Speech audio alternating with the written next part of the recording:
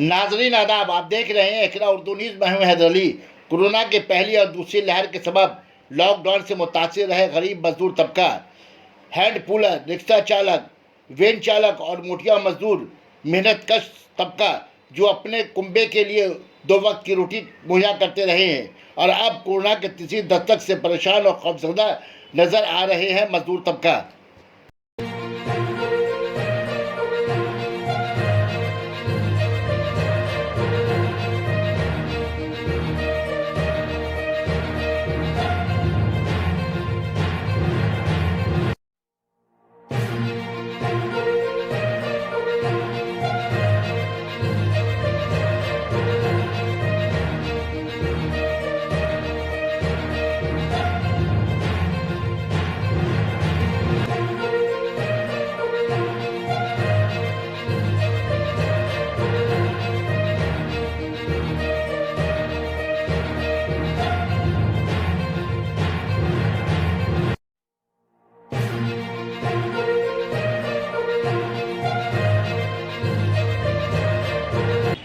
Lockdown से क्या परेशानी है अभी आप लोगों को? यही है, जब स्कूल सब बंद है ना, लौका करें बस तो सब बंद है, तो भाड़ा मिलेगा हम लोग का कहाँ से?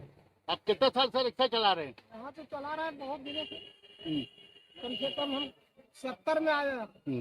यही जोड़िए कितना साल से चला रहे हैं। तो भाई लॉकडाउन से आप लोग को ज्यादा तकलीफ हुआ, भाड़ा वाड़ा नहीं है? नहीं है तो कुछ नहीं।